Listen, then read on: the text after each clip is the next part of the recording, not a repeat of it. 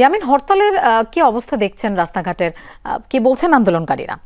লোপা, রাস্তার দৃশ্যটা আমি আপনার মাধ্যমে একটু দর্শকদেরকে দেখাতে চাই যে এই যে মহাসড়কটি, এটি গত যে হরতালগুলি ছিল সেই হরতালগুলিতে খানিকটা শুনশান নীরবতা ছিল।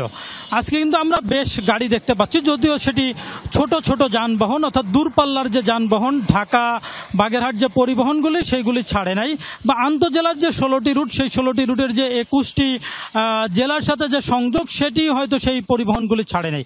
কিন্তু ছোট ছোট যে 3 চাকার ব্যাটারি চালিত গাড়ি, ইজি বাইক বা রিক্সা, ভ্যান, মোটর একেবারে বন্ধ ছিল, সেগুলি কিন্তু রাস্তা একেবারে পুরা বলা চলে যে 3 চাকার বাহনেরই রাস্তা দখলে রয়েছে। আর যারা আন্দোলনকারী রয়েছে তারা বলছে যে তারা শান্তিপূর্ণভাবে আন্দোলন করছে, তারা শান্তিপূর্ণভাবে তাদের দাবি আদায় করতে চায়। তারা যেটি করতে চায় সেটি হলো যে দাবির পক্ষে তারা নানা যৌক্তিকতা তুলে ধরছে, এবং সেই যৌক্তিকতার মাধ্যমে তারা নির্বাচন কমিশনের মাধ্যমে আবার যে ফিরে পাওয়ার যে তাদের যে আকাঙ্ক্ষা, অর্থাৎ 4টি আসনই তারা ফিরে পেতে চায়, এবং তারা আশাবাদী যে তারা সর্বশেষ মাঠে এবং আইনি লড়াইয়ের মাধ্যমে সেই 4টি আসন ফিরে পাবে।